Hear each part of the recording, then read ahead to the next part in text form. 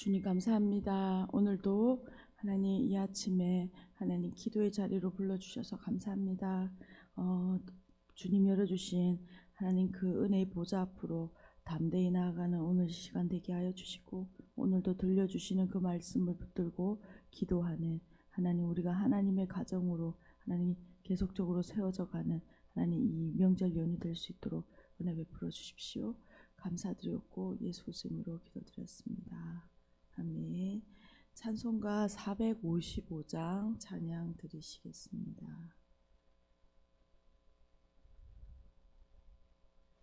찬송가 455장입니다. 주님의 마음을 본받는 자, 그 맘에 평강이 찾아오며 험악한 세상을 이길 힘이 하늘로부터 임함이로다. 주님의 마음 받아 살면서 그 거룩하신 나도 이루리. 주 모습 내 눈에 안 보이면 금성 내 귀에 안 들려도 내 영혼 날마다 주를 만나 신령한 말씀 늘 배우도다. 주님의 마음 받아 살면서 그 거룩하신 나도 이루리. 가는 길 거칠고 험하여도 내 맘에 불평이 없어짐을, 십자가 고난을 이겨내시 주님의 마음 본받음이라. 주님의 마음 받아 살면서 그 거룩하신 나도 이루리. 주 예수 세상에 다시 오시 그날의 무성도 변화하여 주님의 빛나는 그 영상을 다 함께 보며 주 찬양하리.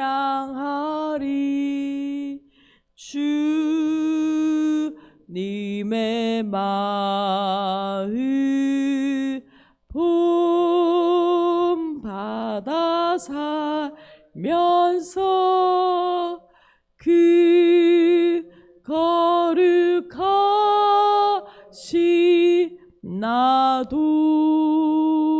이루리.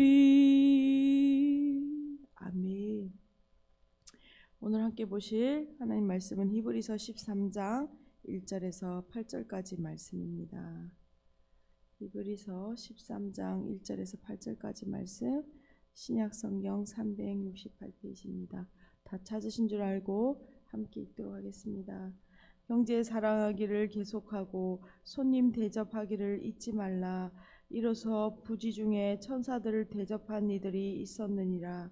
너희도 함께 갇힌 것 같이 갇힌 자를 생각하고 너희도 몸을 가졌은즉 학대받는 자를 생각하라.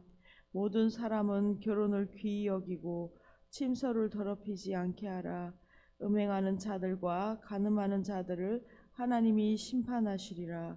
돈을 사랑하지 말고 있는 바 족한 줄로 알라. 그가 친히 말씀하시기를 내가 결코 너희를 버리지 아니하시고 너희를 떠나지 아니하시리라 하셨느니라. 그러므로 우리가 담대히 말하되 주는 나를 돕는 이시니 내가 무서워하지 아니하겠노라. 사람이 내게 어찌하리요 하노라. 하나님의 말씀을 너에게 일러주고 너희를 인도하던 자들을 생각하며 그들의 행실의 결말을 주의하여 보고 그들의 믿음을 본받으라. 예수 그리스도는 어제나 오늘이나 영원토록 동일하시니라. 아멘. 아멘. 저희는 지금 히브리서를 묵상하고 있습니다. 저희 어제까지 히브리서 12장 말씀 묵상하였는데 어제 12장은 앞서 11장에 믿음으로 그 승리의 길들을 걸어가 믿음의 선진들을 소개하고 이후에 이 서신을 읽는 우리를 포함하여 모든 사람들이 어떻게 살아가야 할지 실제적인 권면을 이어가고 있습니다. 12장에서 믿음의 선진들의 모범에 따라 믿음을 경주를 우리는 하고 있다라고 이야기합니다. 그래서 우리는 피곤한 손과 연약한 무릎을 일으켜 세워 믿음의 길을 곧게 달려가야 할 것을 권면하고 있습니다. 또한 공동체 안에서 더불어 화평함과 거룩함을 추구해야 한다라고 권면하며 오늘 13장의 이 권면을 하면서 히브리서 전체를 마무리하고 있습니다. 1절과 2절은 이어 형제 사랑과 손님 대접에 대하여 권면을 시작합니다. 13장 1절입니다. 형제 사랑하기를 계속하고. 이 13장은 히브리서 전체 내용 요약을 하면서 이 글을 읽는 성도들에게 공동체에 필요한 권면을 전하고 있습니다. 1절을 먼저 형제 사랑의 권면으로 시작하고 있습니다. 이것은 교회 공동체가 바로 하나님의 가족이다라는 이 중요성에 대하여 말하고 있는 것입니다. 1절은 형제 사랑이 계속적으로 이루어져야 한다라는 것을 권면합니다. 계속적으로 그 형제 사랑하는 마음을 이 땅에서 교회 공동체로 살아갈 동안에 계속적으로 그 사랑하기를 애쓰고 힘써야 된다는 것이죠.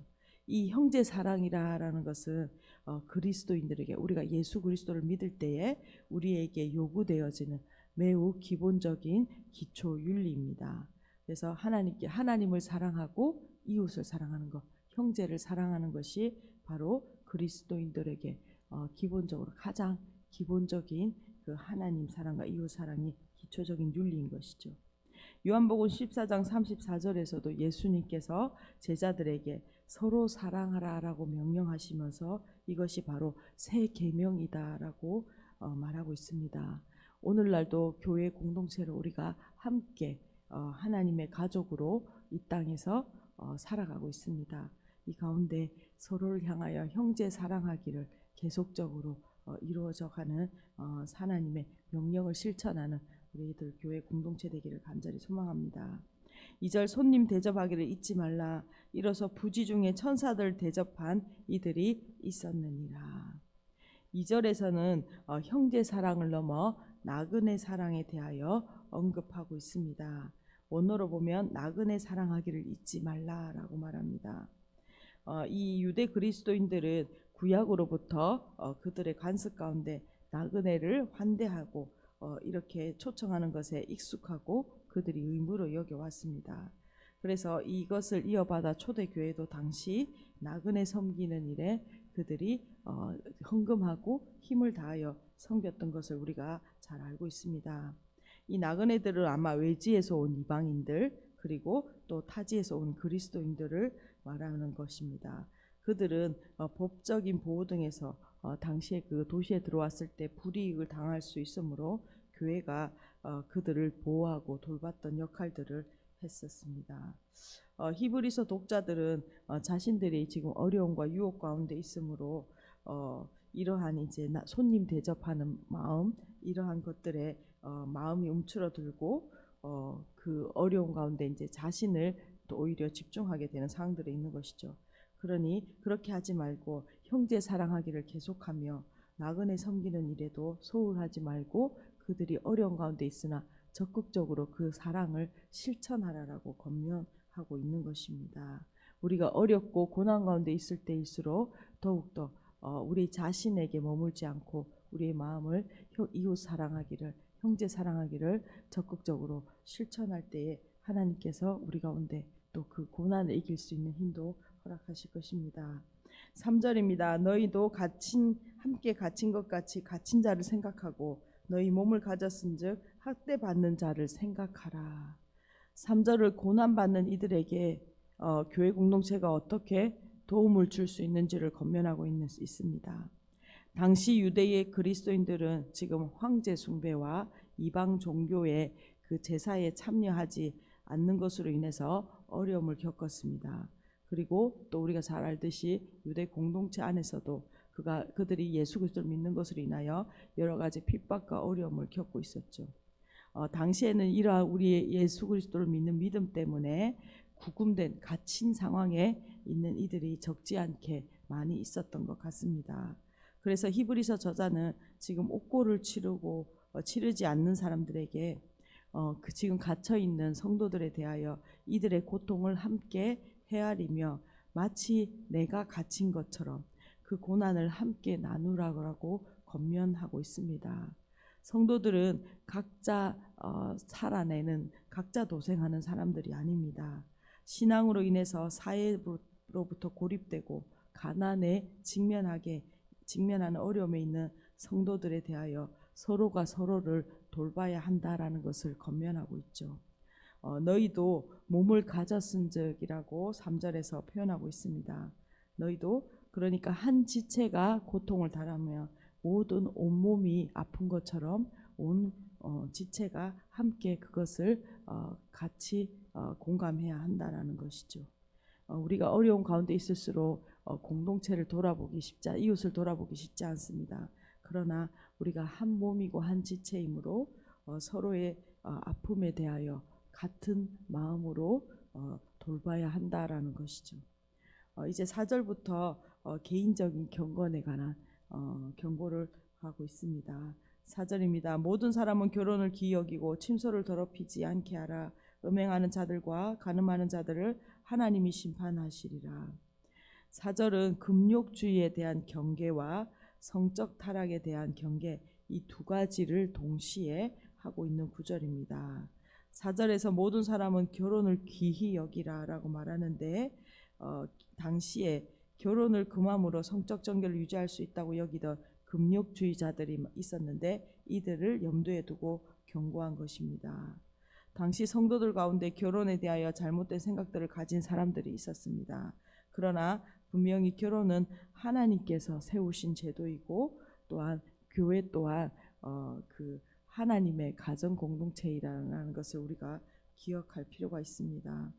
결혼을 중히 여기라는 주제는 교회 공동체의 기본 단위가 바로 가정이다라는 것을 기억하고 또한 가정의 질서가 바로 교회의 질서의 기초이기 때문에 가정에 대한 경고를 이어가는 것이죠. 또한 음행과 간음은 초기 기독교 공동체에서 가장 경계했던 죄였습니다.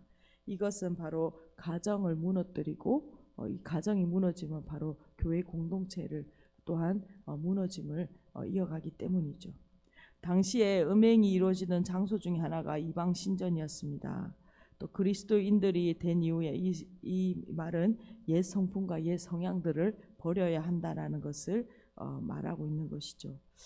그들이 그리스도인이 됨으로써 이전에 이방 신전에 출입하던 그 생활들을 완전히 끊고 그리스도인으로서 새로운 정체성으로 살아가야 한다라는 것을 말하고 있습니다. 하나님이 세우신 가정을 소중히 여기고 그들은 그들의 삶에서 거룩함을 추구해야 하는 것이죠. 오늘날 이 정신은 세상이 변화되었지만 동일합니다. 오늘도 가정을 거룩한 하나님의 가정으로 세우고 또 우리의 삶이 이전에 살던 세상의 삶들을 해서 끊어버리고 바로 거룩한 삶을 살아가고 거룩함을 추구해야 한다는 것은 동일합니다.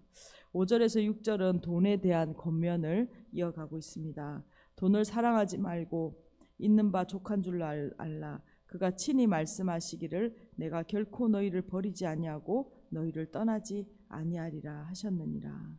5절에서는 이제 물질에 대한 그 욕심, 그 마음을 경계하고 있습니다. 5절은 돈을 사랑하지 말고라고 말하고 있는데 원어로 해석하면 너의 생활 방식이 돈을 사랑하지 않게 하라 라고 말하고 있습니다. 우리의 생활 방식이 돈을 추구하는 그 모습을 갖지 않도록 우리의 생활 방식조차도 거룩함을 추구하도록 바꾸도록 하고 있습니다. 이것을 구체적으로 말하면 나의 욕망을 충족하기 위해 살아가던 삶의 방식을 버리고 하나님과 다른 사람을 위해 기꺼이 자기의 욕망을 깨트려서 사랑을 실천하라. 그리고 이러한 사랑을 실천하는 곳이 바로 교회 공동체이다라고 말하고 있습니다. 당시에는 이 물질을 들여서 앞서 말한 그 갇힌 형제들을 도와야 하는 형제가 갇히면 그 가정들이 굶게 되죠. 그렇기 때문에 교회가 성도들이 헌금을 하고 그 헌금들로 물질로 갇힌 형제들을 도와야 하는 일들이 많이 있었습니다. 그럴 때 돈에 대한 이 권면은 바로 이 형제 사랑의 실천의 통로가 되는 것이죠. 그리고 성도들이 이렇게 살아갈 수 있는 것은 돈에 대하여 있는 바 족한 줄 알고 또한 살아갈 수 있는 것은 하나님이 우리와 함께 하시기 때문이다라고 말하고 있습니다.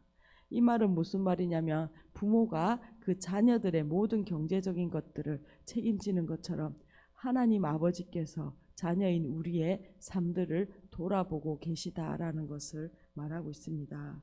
그래서 6절입니다. 그러므로 우리가 담대히 말하되 주는 나를 돕는 이시니 내가 무서워하지 아니하겠노라. 사람이 내게 어찌하리요 하노라. 물질적인 어려움이 많지만 하나님을 믿는 사람들은 어려운 가운데서도 이렇게 하나님이 나의 돕는 자이시다라고 믿음의 고백을 담대히 외칠 수 있다라고 말합니다.